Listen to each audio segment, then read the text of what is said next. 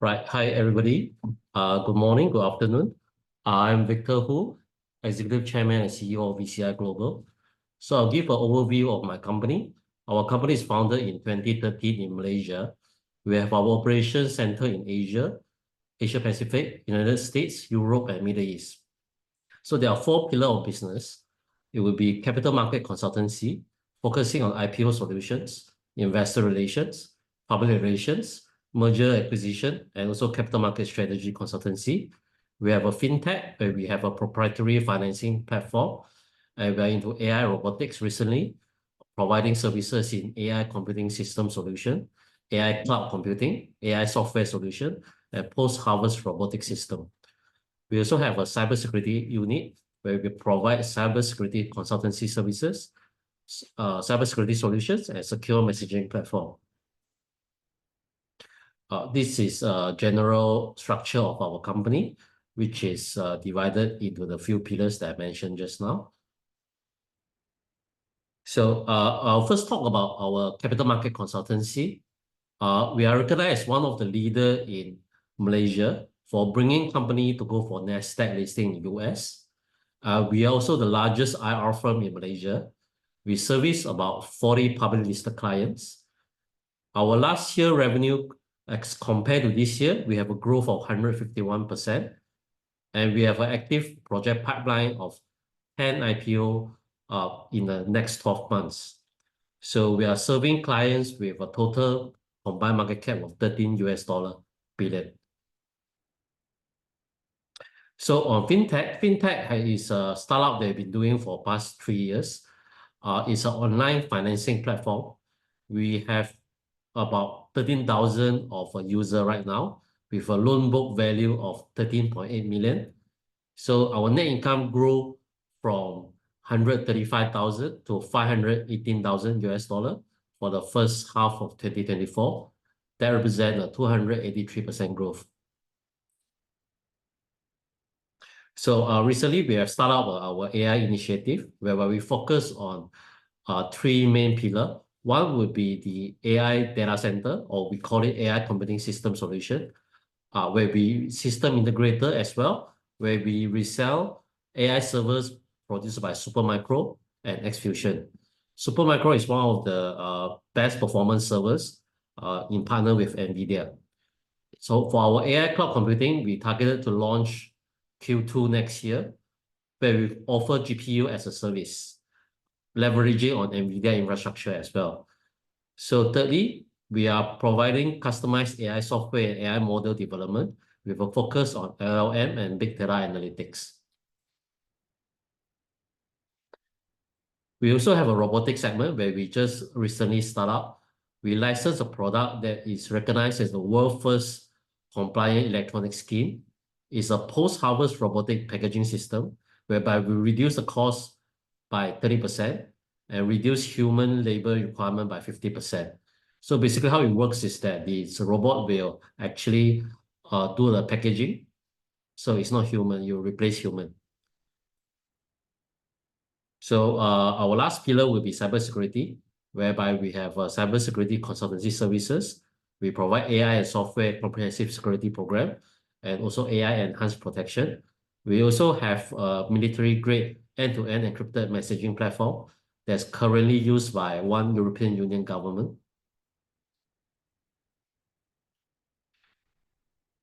So these are lists of our clients, mostly based out in Asia, some in US.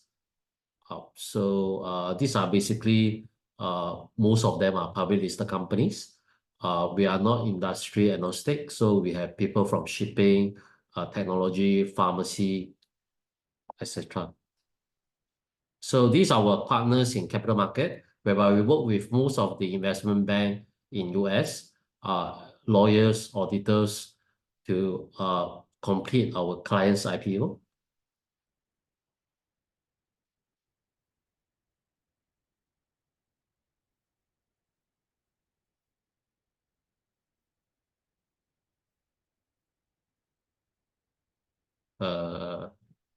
Yeah, okay. So these are our tech partner.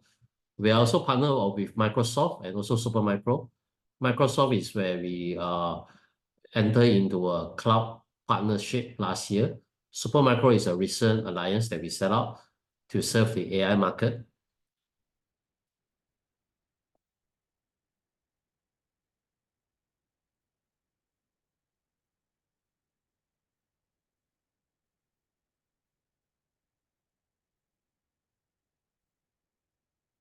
So I'll go to the financials.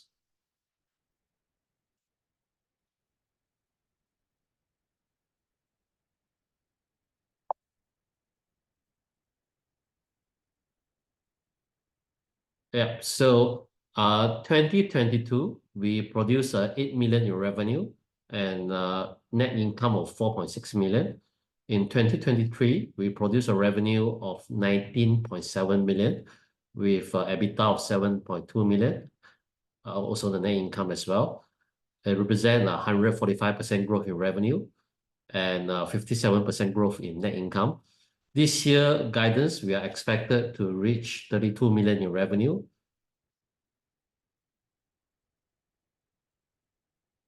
So this is a breakdown of the revenue, gross profit, and net income.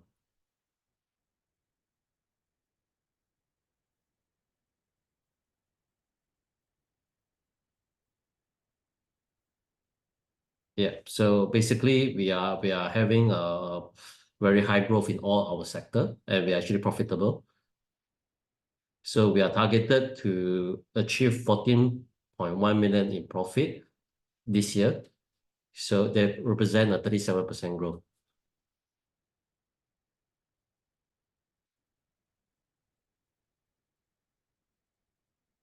So if you look at peers, there are multiple similar players in this industry, including FTI Consulting, Resources Connection, Huron Consulting, and Lending Corporation.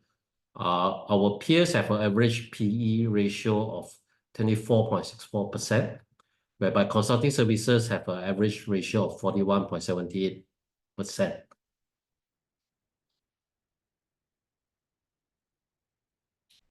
So these are some key milestones of what we have achieved. We listed in Nasdaq on April 2023. Then we were awarded the distributorship for the robotics that I mentioned just now. Then we were acquired a secure messaging platform in March 2024.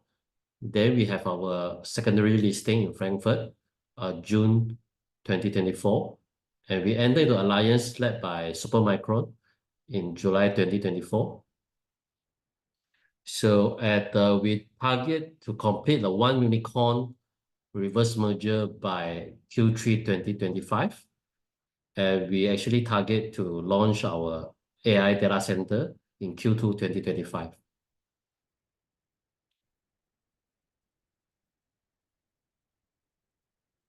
So basically, these are the management team.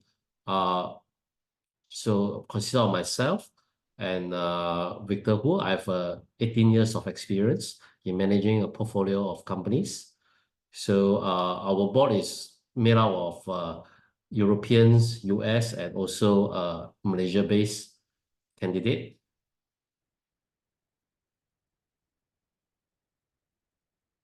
Yeah, so these are some of the board members. Yeah, with that, I will conclude this presentation.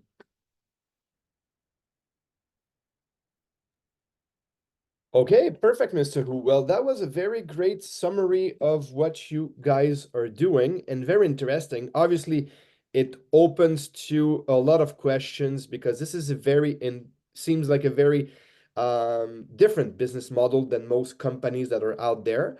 So first off, if we could go back a bit and crack a little more of the numbers that you present to us, Mr. Hu. As of the revenue, what type of revenues are they? Are they on a SaaS model? Are they recurring, non-recurring? Is it always a one-shot with new company that you IPO? Can you break down a bit the revenues per division that you have? Yes. Yeah, so maybe I just speak about it. Our revenue mainly derived from the capital consultancy side, which is the IPO solution. So how do we get our fees? So there are three parts of it. One would be the monthly retainer fees, whereby they engage us, they pay us a retainer fees. The other one would be success fees, whereby we actually will charge them a percentage of their market cap when they go Yeah. public successfully. So we take that in shares, right? So typically one IPO cases will book in revenue about 5 to 7 million US dollar. Okay. Okay. Our cost is about 30 to 40%, depending on how complex is the case. So we work with our professionals like the auditors and legal and investment bank. Yeah. So when on the IT side, the the one that is really generating income right now will be the fintech one, which we have started for 3 years for right now. So we have an interest-bearing income and non-interest-bearing income. So because it's a financing platform, so what we do is that we charge them an interest on the loan they procure, and on the other side, we charge them a fees for using our platform. AI side is something that we just started, and also the robotics side. So there isn't any income. Yeah, it's a pre-revenue company, but we are going to invest quite intensively into this sector. Yeah. Okay, perfect. So then if we come, okay, so let's continue in that exactly in that line of thought. So IPO, NASDAQ, companies come to you, or it's company that you already, for example, invested in? Do you have an investment arm within your company, or they're just third-party clients that come and see you and to bring the IPO to the American market? Most of them are people that come that ask us to do the IPO for them. But some companies we do some pre-IPO financing as well. Yeah. Okay. And all of your division, did they come into, were they organically grown, or were they M&A? And with that, as a follow-on question, do you have any M&A strategy in the near future, or any expansion? How do you see the growth of the company per divisions? So it varies. For the capital market side, we are actually setting up new offices in different region, because I think right now we have the know-how and we know all the relevant professionals to get the IPO done. So we actually expanding. For once, we already set up office in Singapore, and we are looking forward towards these emerging markets such as Indonesia and Thailand, which has a large set of tech companies that is ripe to go for IPO in Nasdaq. Yep. Okay. And what, for example, what will be the impact of the AI solution on your global revenue? So can you tell us in about, I don't know, in the near future, within 3 years, where do you see every divisions have a part of the total revenue shares? Yeah. So the strategy is actually to use the profit that we get from the capital market side and to invest into the tech side, right? So what we realize is that IPO deals is a one-off deal, one-off transaction. So, but going to tech, it's possible to get a interest income or recurring income, or actually the SaaS model, whereby the AI data center, we actually lease out the computing power to companies, so we get recurring income. So ultimately, these companies we will actually spin it off in Nasdaq as well. So that is a strategy for the next 3 to 5 years to incubate and run the business while securing recurring income. Yeah. Okay, great. There are questions that are popping every 5 seconds regarding anything regarding shares. So share structure, share price, buyback program. Do your employees have shares and so on? So obviously, people are looking at the share price. We see that there was a steep, it came down a bit in the past few weeks. So can you guide us through all of what the share structure, buyback program, what happened with the share price within the last few weeks? Tell us a little more about all of that, please. Yeah. So as we all know, Nasdaq is a very volatile market. So what happened in the last couple of months is that we went out to market and tried to raise some fund. So we indeed having successfully raised about $30 million, right? But the problem with the US side is that it sometimes it's not seen as as a good thing for now because it still has a dilution to the share price. So, but I think that is a fair market US. So I'm not so concerned about short-term volatility because I believe if the business fundamentals is correct, eventually the share price would recover to where it is now. Yeah. Because it's a secondary market issue, so it's not really the main concern of a business owner. So, for example, Nvidia was 3.5 cents at the lowest point. Okay, so these are examples. So I'm not able to justify what's happening in the US capital market, but I believe the essential is that how much growth I can achieve by having those capital. So the plan is to start the share repurchase program back in January, where we have the proceeds from the IPO deals that we have completed. So I think by end of this year, we will realize another 2 or 3 IPO cases. So then we will have a substantial cash flow to actually initiate the buyback. Yeah. Okay, this is great. So that discuss about the repurchase program, what happened to the share price. What is your share structure? How much shares insider in management are owning, institutional? Can you tell us a little more about who's owning your shares? Management and insiders own about 60% of the company, right? So 20% is like an investor that we know. So another 20% would be the float. Okay. And will you have also a dividend strategy, or right now you're focusing on share repurchasing? We actually have announced one-time dividend before, Yeah. only one time. So, but then I think next year, first quarter, we will focus on share purchasing program. Yeah. Okay, perfect.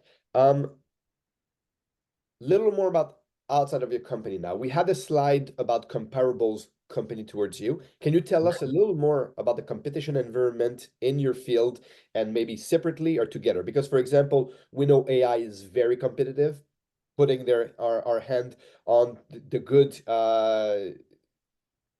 chips are somehow difficult or expensive, and you have a big growth there. So can you tell us a little more about your competitors? Right. So I'll start with the capital market seats. In Malaysia, I don't see any close competitor, right? Because for once, there isn't any company like us that was listed in Nasdaq. So by listed ourselves, so we are able to so-called monopolize the environment, the industry.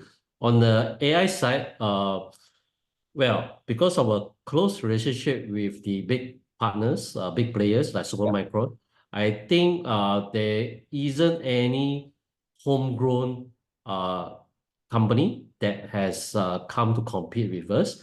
However, big boys like Amazon, Google, ByteDance, and also Oracle have all announced intention to set up AI data center in Malaysia. So with about 50 billion US dollar investment in the next 5 years. Okay, I don't see them as a competitor. I see them as a vast opportunity for us to involve in this industry.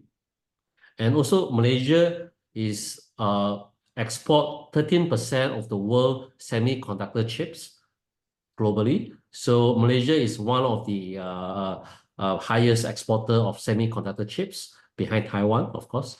Yeah. And also Malaysia lies in the Equinix, so whereby we have a lot of solar power.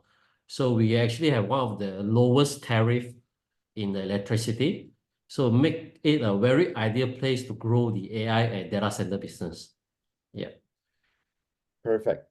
This is quite clear. Listen, it's a very interesting and appealing story. Most of our investors here, it's 10:22 in Europe, in Central European time. A little too early for North America yet. So maybe can you tell us a little more about, do you have currently any European investor side, or what would you want to say exactly to the European investors that are right now looking at your company, pulling out numbers left and right? we're seeing a big short position on the stock, which is obviously one of the reason it came down. So can you generate a message just for European investors, just trying to get to know your company right now? Okay. Well, we don't really have European investor that we know of, right? So probably just a retail in the Europe, but because we acquire German assets last year, early this year. So what we are interested is building a base in Europe, and there's a plan for us to go in Europe and set up an office and also do some roadshow because I think Europe provide a big market for us as well in terms of from the AI or from the capital market side. We see ourselves as the bridge between East and West. So I think a lot of people would be interested to explore, or they'll be keen to explore places like Singapore or Malaysia or Thailand. So whereby we can become the bridge. Also with the US side, whereby we have extensive experience dealing with the professionals in US. Yeah. Perfect. And then obviously that triggered a lot of question about what are the assets that you acquired in Europe last year. Yeah, it's the secure messaging platform. Yeah, so it's like a WhatsApp, but it's Yeah. actually super highly encrypted with AI features. Yeah. Perfect. And also I saw that one of your partner is Koja, and Koja is actually presenting today a little later today. Can you tell us a bit about what is your partnership about and how good Koja is a partner into what you're doing right now? Well, Koja is our very important partners in terms of the cybersecurity side, where we will jointly partner in this secure messaging platform, which I think Koja will also present later, if I'm not wrong. Yeah. And so we are also bringing the technology to Asia, whereby we are actually pitching to multiple governments to use the platform. And also we'll be launching a B2C messaging platform later next year. Okay, great. Going back to share price, it's really it's popping, and it's something I really hate because usually we do not know always what happens in the background or with the share price or so on. But let's do a little lightning session of questions. Any options or warrants outstanding? There are minimal warrant outstanding, but it will be it's a cash warrant, so it's not a free warrant. Yeah. Okay, perfect. Second of all, how much of the 30 million loan investment from Alumni Capital did you ask of as of today? How much did you? Firstly, it's not a loan. It's right to purchase shares, so it's a common shares. So as of now, we have not drawn down any. Okay, perfect. Next question. Okay, this is covered. Okay, one question from Frank, and I think this is relatively interesting. I will reformulate it. So basically, when you go out and see clients and they see a share price that went from 6 or 3 or 2 or 1 and so on, and they see their current share price, is this a conversation when you're having clients coming in trying to IPO on the Nasdaq, or is this something? How do you play that when you have a conversation with someone coming over? Because surely it has to be a question that they have. Well, definitely you will come these kind of questions, right? So, I mean, at one point of time, we were at $24, we were at $15, $10, but now we are like 10 cents, right? So, I will always tell them that this is something to do with secondary market. It's market making stuff, and it's about people shorting and longing. So it's something that we all need to face and also accept and also see how to do our very best. In fact, shorters in US have break down banks, and MNC have gone down due to the shorters. But I believe it's not relevant to if they are looking for IPO, right? About what we do with IPO is to navigate the complex situation of the company and also the market, right? It's about raising capital, US capital, and put the company in the global stage. So it's about how to navigate with the professionals, how do we work together with the underwriters, how to work together with the auditors, how do we solve all the issues of compliance And so that's what really matters, right? So about share price after IPO is a separate topic, right? That would become the secondary market management side, which we are not expertise in, and we don't claim ourselves to be expert in the post IPO kind of segment. Yeah. Absolutely. Well, lately in the past few years, it has been all about maximizing price at IPO, and then obviously mostly and statistically they've been going down after. But as long as a company raised the money that they wanted, actually for the company, it's a very good growth strategy for sure. It's I I think it's the most interesting presentation we had in a long time. Questions are unending. We still have 2 minutes, so I will give you that time to maybe focus on long-term strategy of the company. Where do you see the company in 5 years? Do you see the synergies at one point of all of your division stopping and starting to spinning them out to create more value out of them? What is your objective really long-term with the company, and where do you want to be in 5 years? Yeah, so the strategy has always been to grow each segment of the business and eventually spin off for IPO and NASDAQ. In fact, our consulting unit will be spinning off for NASDAQ IPO in the first quarter or second quarter next year. So it's very soon. So I see in the next 2 years, it will be the AI era. So I see myself as spinning off the AI business somewhere 2 to 3 years later, right? And currently, there's a lot of hot money flowing into the AI side, especially in this region. So I would see this as a very main focus for the next 5 years. Yeah. Perfect. And for the last minute, it's going to be all German focus. What specific impact do you see of opening the AI R&D center in Frankfurt? And with the long-term growth with that, then how do you intend to really maximize that into reaching more into the European market investors through this R&D center? So actually my chief AI scientist is based out in Frankfurt. So actually the strategy would be to R&D more products other than the secure messaging that we already have, and also capture the German or European market with our existing solutions that we have in Malaysia, such as the AI data center solutions and also the computing system solutions. So in a way, I think it worked well because we are closer to where we see Taiwan as a main base for the NVIDIA or the AI chips. US is a commercialization country, but actually the technology comes from Taiwan. And we are just 4 hours away, Malaysia 4 hours away from Taiwan. So I think there will be a massive synergy when we work with our German office. Yeah.